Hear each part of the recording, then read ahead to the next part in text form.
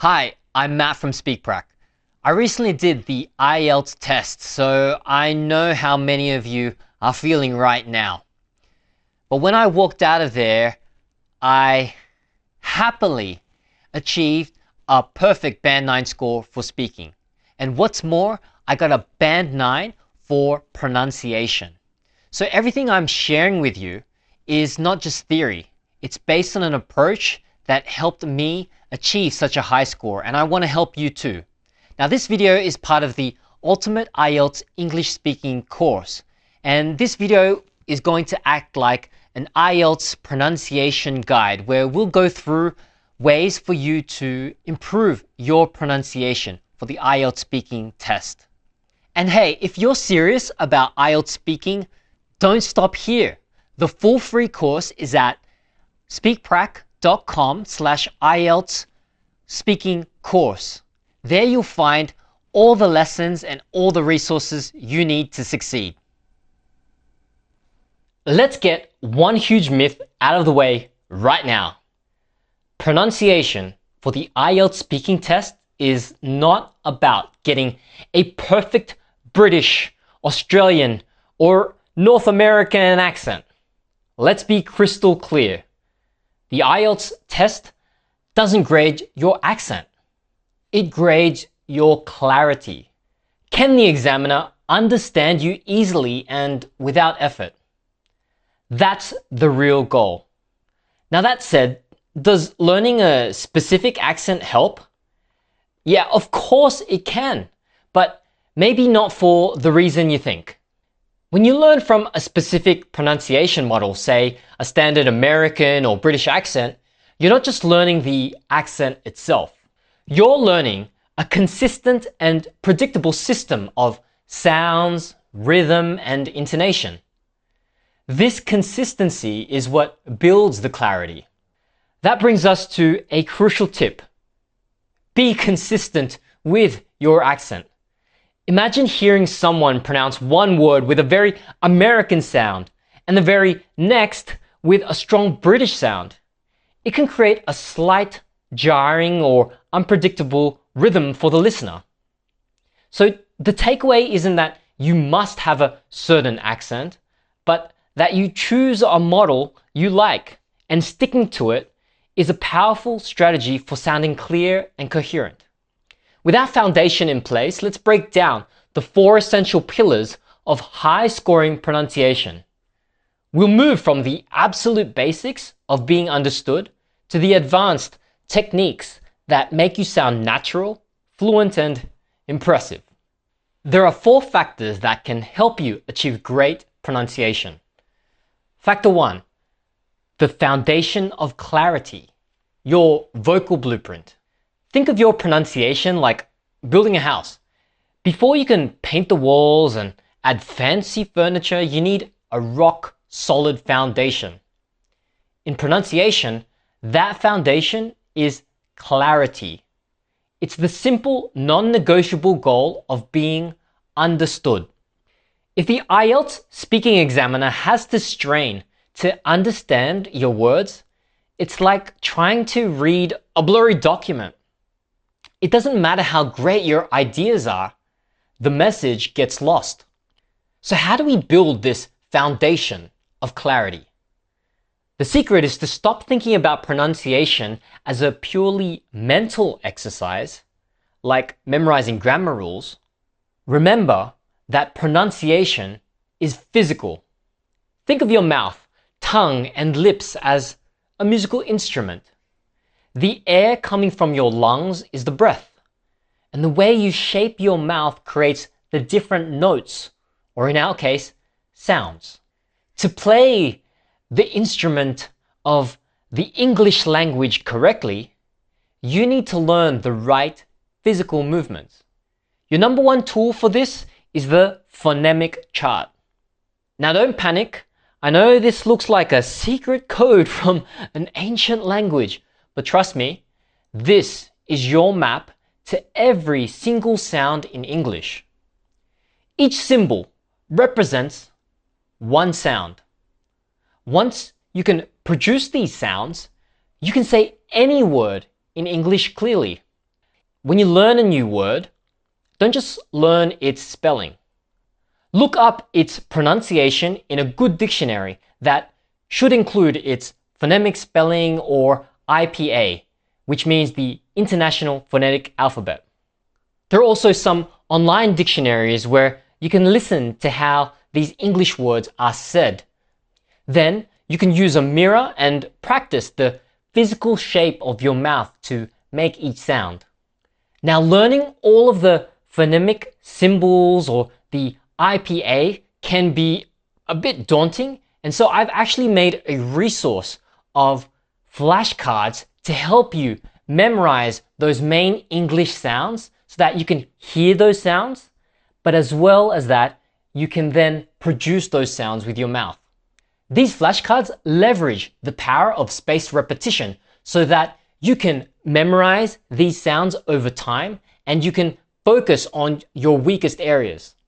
The pronunciation gym, training with minimal pairs. But what about those tricky sounds that sound almost identical? The ones that can completely change the meaning of a word, like the difference between I saw the ship and I saw the sheep. This is where a powerful training tool comes into play. Minimal pairs. Minimal pairs are your personal pronunciation gym. They are pairs of words like live and leave, bat and bet, or very and bury. And as you can hear, these pairs of words are separated by just one single sound. Practicing these minimal pairs can be crucial for two reasons. First, it trains your ear. We call this auditory discrimination.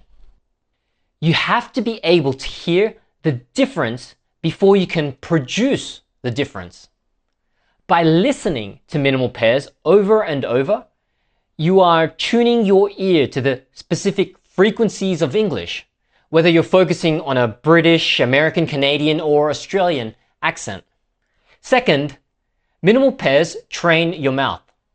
When you practice saying ship, sheep, ship, sheep, you are isolating the tiny physical change needed for that one sound. For this pair, it's the difference between a short, relaxed vowel, I, and a long, tense vowel, where the corners of your mouth pull back slightly, I. This is like a micro workout for your tongue and lips. This is one of the most effective forms of IELTS speaking pronunciation practice you can do. So find lists of minimal pairs online that target the sounds you struggle with. And I've actually also got some minimal pair flashcards for different English accents, so they'll really help you if you're looking for them. And what you can do with these minimal pairs is to listen to them and then record yourself saying them. Then ask yourself, can you hear the difference in your own recording? Now I know this part can feel like the hardest work. It can feel slow and even a bit frustrating. But this is where you build the real lasting skill. It's not about being born with a good ear or a talent for accents. It's about training, just like an athlete. Because the truth is, anyone can speak English.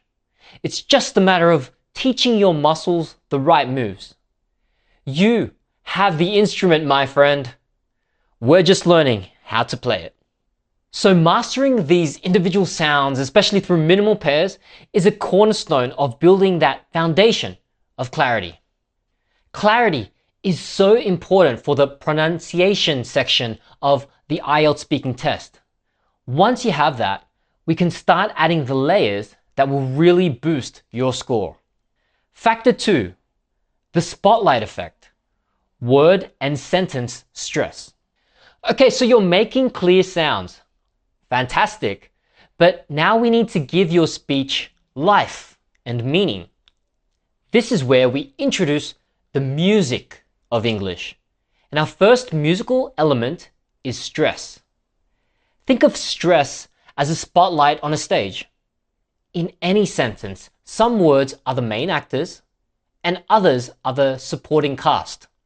We use stress to shine a spotlight on the most important words, the ones that carry the meaning. Let's take a simple sentence from an IELTS Part 1 question. Do you work or are you a student? A flat, robotic answer might be, I am currently studying economics at university. Wow, that really is flat. Every word gets equal weight there. It's clear, but it's lifeless. Now let's use the spotlight. What are the key pieces of information here? Probably studying, economics, and university. Listen to the difference. I'm currently studying economics at university. Hear that? The stressed words are slightly longer, louder, and higher in pitch. This tells the listener, hey, pay attention to these words. This is the important stuff. This works within words too, and it's called word stress. Similarly, it works across sentences, where it's called sentence stress. Getting this right is one of the biggest leaps you can make. It shows the examiner that you don't just know words, you understand how to use them to communicate meaning effectively. So from now on, when you listen to native English speakers, don't just listen to what they say, listen to how they shine the spotlight. Which words do they emphasize? Factor 3, the secret handshake, rhythm and connected speech. Are you ready for the next level? This is where we learn the secret handshake of native speakers. It's the thing that makes them sound so smooth and connected. And it's called rhythm, which is created by connected speech and weak sounds. In conversational English, we don't pronounce every single word perfectly and separately like beads on a string. Instead, words flow together and link up like a flowing river. English words can connect together like a secret handshake. Let me show you. An English learner might say, what are you going to do this weekend? A native speaker, on the other hand, would naturally compress and link it all. It sounds more like this, with a strong Aussie accent. What you gonna do this weekend? See what happened? What are you became whatcha. Going to became gonna. And this isn't slang. It's a natural feature of spoken English. We weaken the unimportant grammar words like are, to, are, so we can put more energy on the important spotlight words. The most common weak sound is the schwa sound, a soft sound. It's the most common sound in English. Words like to, for, a, the, they often get reduced to this weak sound in fast speech. To becomes t, for becomes f, a becomes and the becomes the. For example, I'm going to the store becomes I'm going to the store. Now, mastering this rhythm is a core part of advanced IELTS speaking pronunciation practice. It'll make you sound incredibly natural and fluent. The key is to start noticing it. Listen for how words crash into each other and link up in your favorite movies or podcasts. Factor 4, the color of your voice, intonation. We've built our foundation of clarity, we've added the spotlight of stress, and we found the rhythm of connected speech. The final critical factor of pronunciation is this thing called intonation. And that's all about the melody of your voice. Intonation is the rise and fall of your pitch. It's how you add emotion and attitude to your words. It's the difference between sounding like a bored robot and a passionate, interesting human being. Think about the simple word, really. If I say it with a rising tone, really? It sounds like I'm surprised or asking a genuine question. If I say it with a falling tone, really? It sounds like I'm doubtful or unimpressed. If I say it with a fall, rise tone, really? It sounds like I'm intrigued but a little skeptical. One word, 3 different meanings, all because of the melody. In the IELTS speaking test, good intonation shows the examiner you are engaged and expressive. When you tell a story, your voice should go up and down. When you express an opinion, your voice should be firm and confident. A very common trap for test takers is speaking in a flat, monotone voice because they're nervous or trying to recall a memorized answer. This immediately signals to the examiner a lack of naturalness. So even if you get a boring question about, say, bags, pretend it's the most fascinating topic in the world. Use your voice to show interest. Oh, bags! That's an interesting question. I actually have a favorite backpack that I take everywhere. Your intonation here is the paint that you can use to color your sentences. Use it. Your 3-step pronunciation workout. Okay, we've covered the 4 factors of pronunciation, but knowledge is useless without action. So how do you actually practice this? I want you to think of it like going to the gym. Here's your 3-step workout plan. Step 1, the warm-up, active listening. Don't just have English on in the background. Choose a short 1-minute clip from a podcast, a speech like a TED Talk or a YouTube video. Listen to it once just for a general understanding. Step 2, the main workout, deconstruction. Listen to that same clip again, but this time, listen to it sentence by sentence. Pause after each sentence and ask yourself, which words got the spotlight? Here we're asking about stress. How did the words link together? Now you're asking about connected speech. What was the melody of the sentence? Here you want to know about intonation. Did it go up or down? Step 3, the performance, shadowing. Now play the sentence one more time and immediately try to copy it exactly.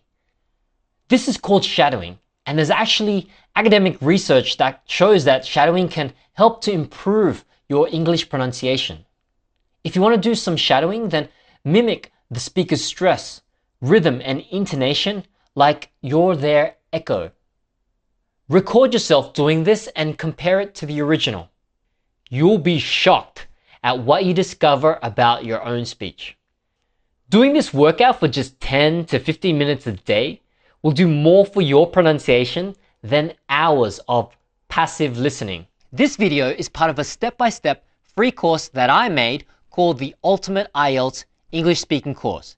If you want the full experience, then go to speakprac.com/IELTS speaking course.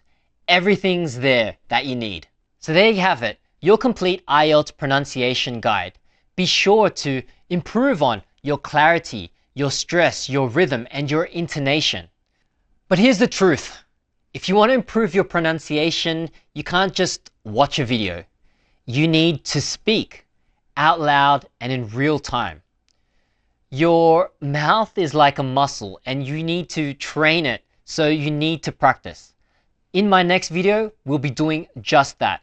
It's a speaking pronunciation workshop where I'll teach you some tips and strategies that help me achieve a Band 9 for pronunciation.